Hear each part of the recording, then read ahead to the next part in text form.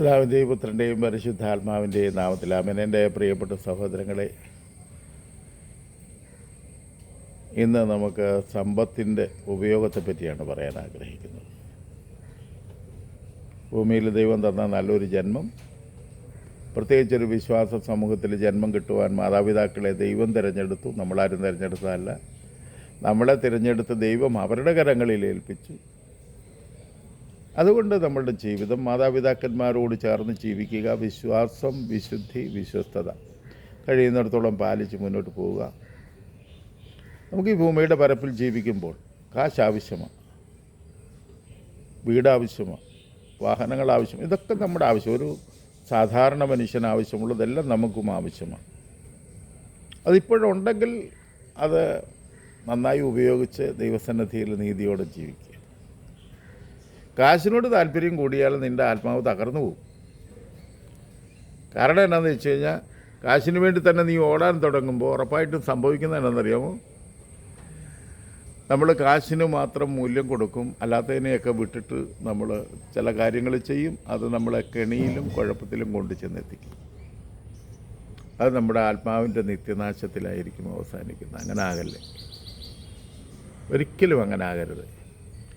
നമുക്ക് ഒരു ക്രിസ്ത്യൻ ജീവിതത്തിൻ്റെ പ്രത്യാശ എന്ന് പറഞ്ഞു കഴിഞ്ഞാൽ, ഇവിടെ കിട്ടിയില്ലെങ്കിലും അങ്ങ് കിട്ടുമല്ലോ എന്നുള്ള പ്രത്യാശ. എനിക്കറിയാവുന്ന ഒരു മനുഷ്യൻ, അദ്ദേഹം നല്ല പ്രായമായി, ഇന്ന് അദ്ദേഹം മരിച്ചുപോയി.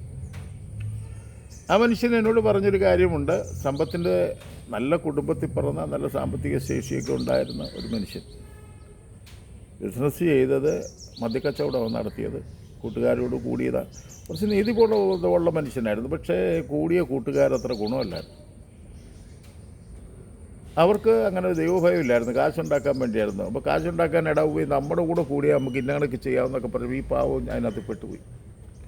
അദ്ദേഹത്തിന് ആ സമയത്ത് അങ്ങനെ അത്രേ ചിന്തിച്ചുള്ളൂ, കാശുണ്ടാക്കണം, കാശ് വേണമല്ലോ എന്നൊക്കെ വിചാരിച്ചു, മക്കളെ കെട്ടിക്കാനും വളർത്താനും ഒക്കെ. പക്ഷേ അവസാനം ആകെ കെണിയിലായി. ആ കച്ചവടത്തിൽ ഒരു തട്ടുകേട് പറ്റി, അവസാനം ജയിലിലായി. ഞാൻ ജയിലിൽ വെച്ചാണ് ഇദ്ദേഹത്തെ കാണുന്നത്.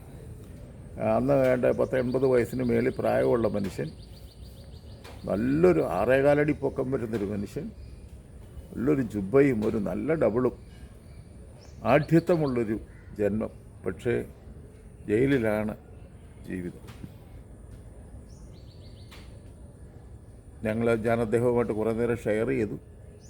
ജയിലിലൊരു ശുശ്രൂഷയ്ക്ക് പോയതാണ്. അന്ന് കണ്ണൂർ സെൻട്രൽ ജയിലിൽ 1600 പേരുണ്ട്, ഇന്ന് 5000-ത്തിനടുത്തുണ്ട്, എന്തോ ഒത്തിരി പേരുണ്ട്. അങ്ങനെ അദ്ദേഹവുമായിട്ട് ഇങ്ങനെ വർത്തമാനമൊക്കെ പറഞ്ഞു, കാര്യങ്ങളൊക്കെ ചോദിച്ചപ്പോൾ പറഞ്ഞു, എൻ്റെ മോനെ, കാശിന് വേണ്ടിയാണ് ചെയ്തത്, കുഴപ്പമില്ലല്ലോ, കൂട്ടുകാരൊക്കെ ഉണ്ടല്ലോ എന്ന് വിചാരിച്ചു. പക്ഷേ ഇപ്പം ഞാൻ ഒറ്റയ്ക്കേ ഉള്ളൂ ജയിലിൽ. എൻ്റെ പ്രിയപ്പെട്ട സഹോദരങ്ങളെ, കാശ് നല്ലതാണ്. കാശുണ്ടാക്കാൻ വേണ്ടി കഷ്ടപ്പെടണം. കാശ് നേരായ വഴിയിൽ ഉണ്ടാക്കണം. നേരായ വഴിയിലല്ലെങ്കിൽ അത് ജന്മം കൂടി നശിപ്പിച്ചു കളയും. അങ്ങനൊരു സാഹചര്യം നമ്മുടെ ജീവിതത്തിൽ ഉണ്ടാകരുത്. കാശുണ്ടാക്കാൻ ഒരുപാട് വഴികൾ ഈ ലോകത്തുണ്ടല്ലേ. ബിസിനസ് ചെയ്താൽ കാശുണ്ടാക്കാം, ജോലി ചെയ്താൽ കാശുണ്ടാക്കാം, മോഷ്ടിച്ചാൽ കാശുണ്ടാക്കാം. പിടിക്കപ്പെട്ടില്ലേ പ്രശ്നമില്ലല്ലോ. പിടിക്കപ്പെട്ടാൽ മാത്രമേ മോഷ്ടിച്ചാൽ പ്രശ്നമുള്ളൂ. പക്ഷേ മോഷ്ടിക്കുന്നവൻ്റെ ചങ്കിലെ വേദന എത്ര ഭയങ്കരമായിരിക്കും, ഭയം എത്ര ഭയങ്കരമായിരിക്കും.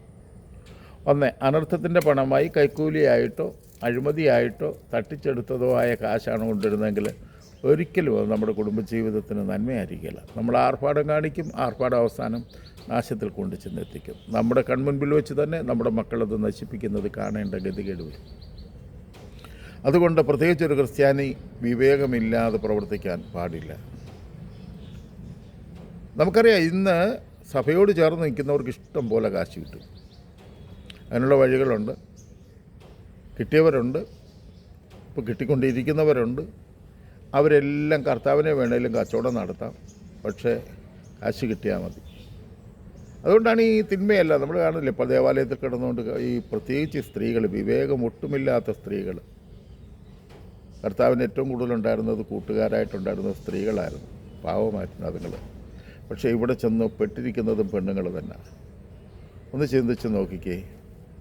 ഈ അല്പകാല ഭൂമിയിലെ ജീവിതത്തിന് ശേഷം നിത്യവാസത്തിന് വേണ്ടി ഒരുക്കുന്ന കർത്താവ് ഒരുക്കിയ സൗഭാഗ്യം കാണാൻ പറ്റാതെ നിത്യനാശത്തിലേക്ക് പോകേണ്ട ഗതികേട് ഭീകരമായ അവസ്ഥയായിരിക്കും. അങ്ങനെ വരല്ലേ. കാശുണ്ടാക്കാൻ ഒരുപാട് നല്ല വഴി എനിക്കറിയാവുന്നേ.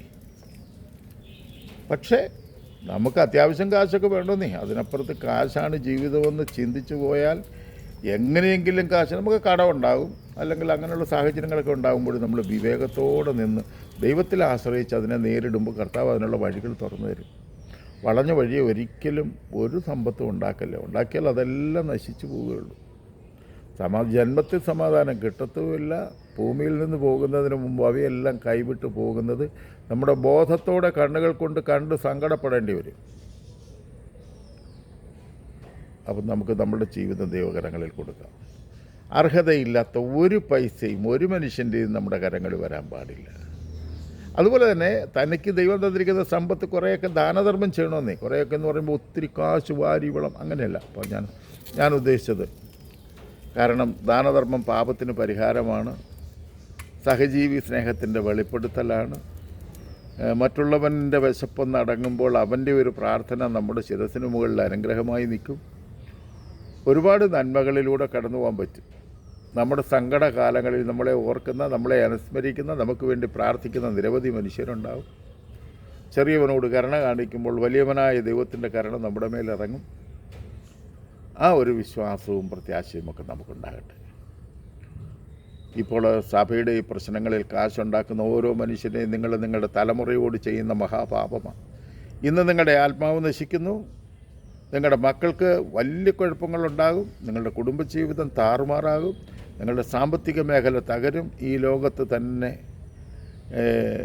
ദ്രവിച്ചു പോകുന്ന വസ്തുക്കളായിട്ട് കൺമുമ്പിൽ കാണേണ്ട ഗതികേട് വരും. അങ്ങനെ സംഭവിക്കുന്നത് ആർക്കും സംഭവിക്കുന്നത് നമുക്കിഷ്ടമില്ല. അതുകൊണ്ട് കുറച്ചുകൂടെ വിവേകം ഉപയോഗിച്ച് ദൈവത്തോട് ചേർന്ന് നിൽക്കാൻ സാധിക്കട്ടെ. അതിന് ദൈവത്തിൻ്റെ പരിശുദ്ധാത്മാവ് നിങ്ങളെ സഹായിക്കട്ടെ. ആമേൻ. ഇത് ഷെയർ ചെയ്ത് സഹായിക്കണം കേട്ടോ. ഇനി ഇതുപോലുള്ള മെസ്സേജുകൾ ഇടാനാണ് പരിപാടി.